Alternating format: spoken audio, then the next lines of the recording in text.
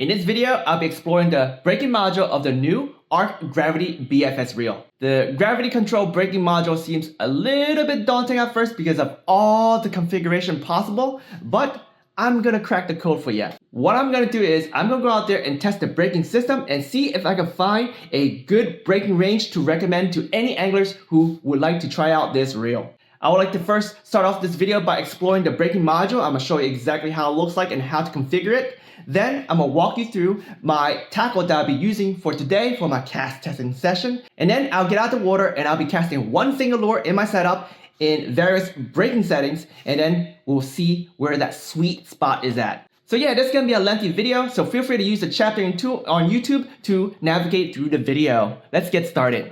All right, let's explore the gravity control braking system from Ark right here. So you see on the side plate, there is a braking module. This is a dynamic braking module, and we'll talk about it in a second. And then on the spool, there is a braking ring with Roman numerals 1, 2, and 3 indicated on the cup. So let's put this down, and let's talk about this guy here first. This braking system is inspired by the Shimano, the FTB braking system, which is available on the Bait Finesse reels, like the Shimano Corrado BFS, Scorpion, Aldebaran, Calcutta Conquest BFS, those reels. And when I say this is dynamic, what it means is it's going to apply more brakes when needed and less when it's not needed. And how that works is very simple. When your spool spins very fast, especially during your initial cast, you want it to apply more brakes to slow it down so it does not overspool. What overspooling means is when this thing is spinning very fast, your lure is flying out. Your lure is technically flying out at a specific speed.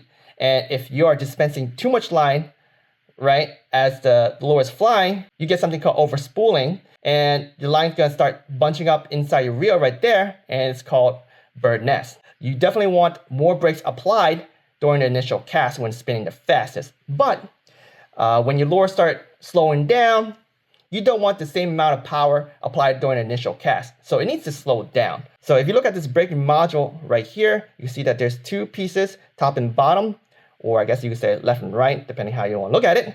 But each piece have 4 magnets, round magnets, and this guy could actually move. Okay, see that right there, moving a little bit, see that? So when you first cast and the spool spinning very fast, what happened is that shoe right there is gonna go down closer to this braking ring and apply more brakes. And as it slows down, this shoe right here is gonna retract back into its original state as depicted here. Dynamic braking is very awesome because it allows lures to be casted a little bit further than static braking reels. All right, so what complicated this reel? This spool right here and this braking ring. Now at first, when you glance at this, it looks like the raWr reels because raWr have a spool inductor cup here, and we call that the inductor cup because that actually moves in and out into the side plate. Their side plate has magnets too, okay, but their magnets on their side plate does not move, okay? So yeah, the cup moves in and out. But this here from Ark, this does not move in and out when the spool is spinning. Instead, you as an angler would change the setting of this cup so it's either closer or further away from this braking module. And when you twist this right here, the outer dial, this braking cup will go in and out closer or further away from the spool. So you have double or triple, because there's 3 settings here, triple amount of settings in this reel, okay? So to change the setting on the spool, let's take a look at this cup for a second. As you see, there are some slots here next to each Roman numeral. And if you take your fingers, right, you push the cup down, you see that the spool shaft have a little ball. But yeah, if you push this thing down and rotate the cup and you go to the next slot, you could just lock that in and then boom, you have a different braking setting. So level 1 means that the braking cup here is going to be furthest away from this braking module. 2 means medium, and 3 means it's closest to this. So what it translates, level 1, each click that you do out here means it applies very, very little braking.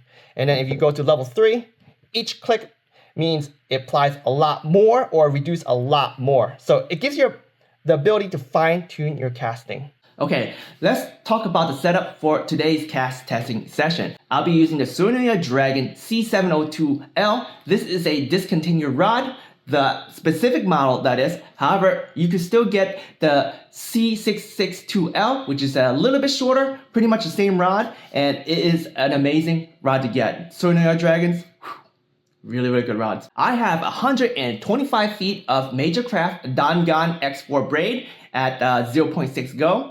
And then I have about 4 feet of Major Craft fluorocarbon shock leader at 6 pounds. For the lure, I'll be using the Z-Man Shad Fries. This is a 1.75 inch swim bait, and I'll be rigging the new Finesse Shad Heads 1/16 ounce, and the total weight is approximately 2.9 grams. I have the tension knob set loose as possible, but there is no side-to-side play on the spool. So let's get out there and do some casting. And here is the first cast with 50% brakes on brake number 3.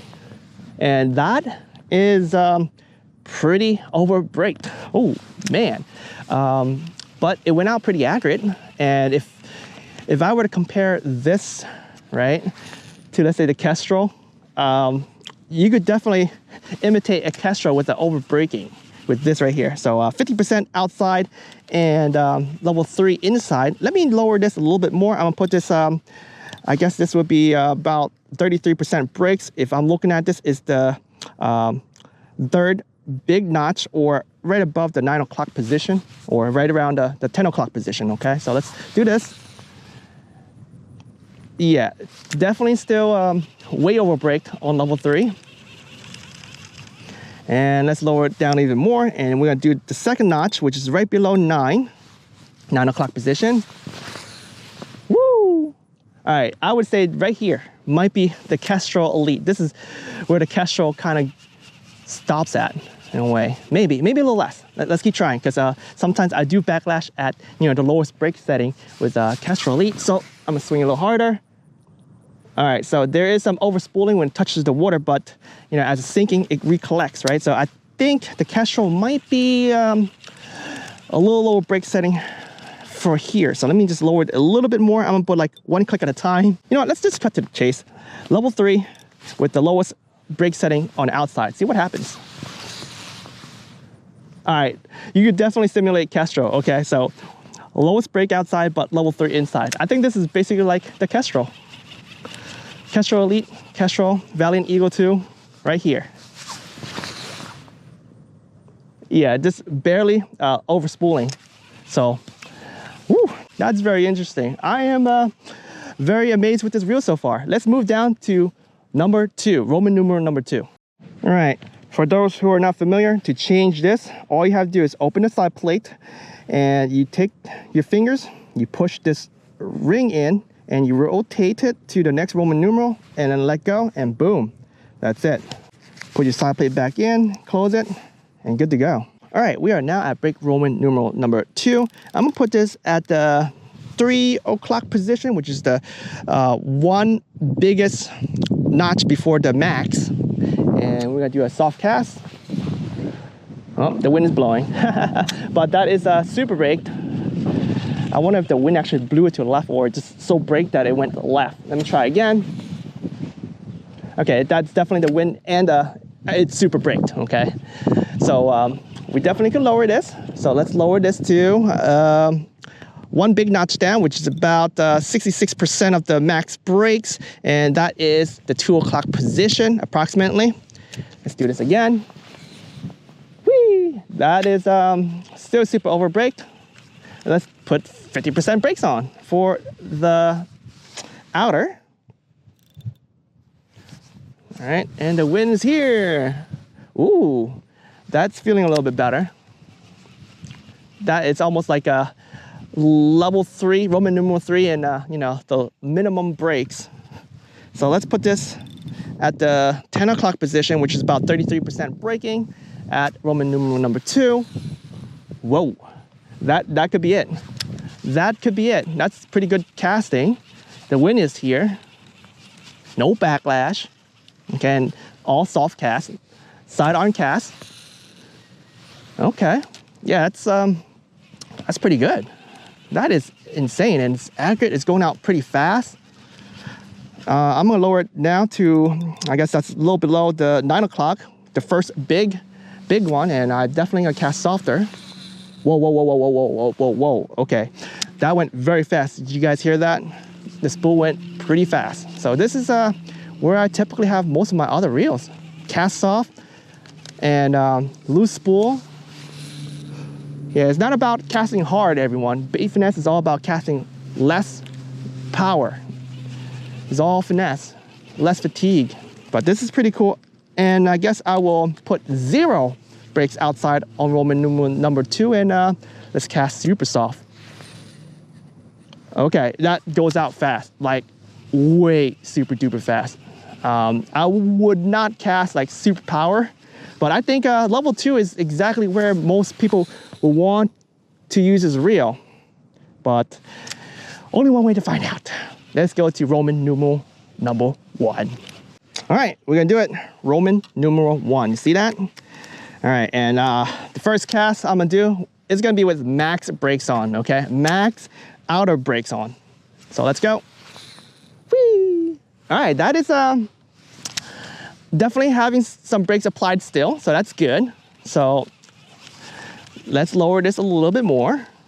But I feel like this reel here, because you could configure all the braking, it's so versatile. Oh man, that's pretty good distance, but it's going pretty fast now. But I would say that's equivalent to a level 2 around 50% brakes. But let's put this, yeah, 66% brakes. Ooh, okay. I think I could use level 1, but I think if I want to, you know, like if I don't want to fine tune something, I could use level 2 and be happy, you know. But anyway, level 1, 50%.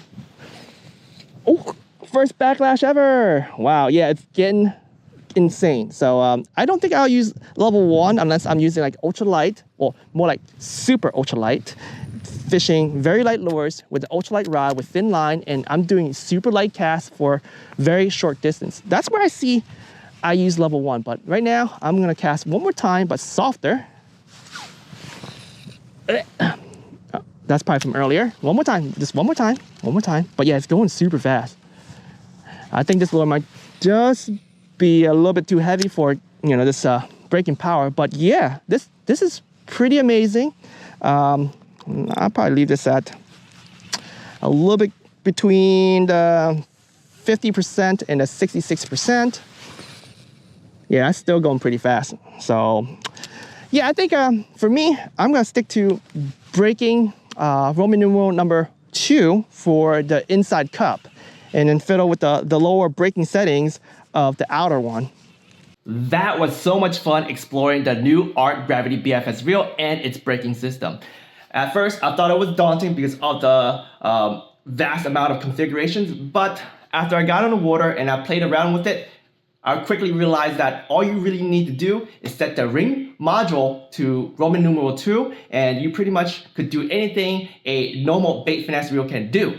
That is, if it's a magnetic, right? So set the reel to 2, and then the sweet spot range that I feel that most people could use is around 33 to 50%. Obviously, you could use a little bit more or less depending on your skill set and, you know, your lures and also your other setup, right? But that's the sweet spot that I have found. And beginners, you know, you could definitely use a little bit more. Proficient BFS anglers, you use a little bit less. And yeah, fine tune your casting. I feel like Roman numeral 1, it applies the least amount of brakes, which allows experts to fine tune, like precise tuning of the braking needs. But at this time, I don't think I have any plans of using level 3. Thank you for watching this video. I hope you have found it useful. If so, smash that like button for Jimbo, and the fish don't wait. So get out there, grab your new Ark Gravity BFS reel, and go slay some fish. Let's go.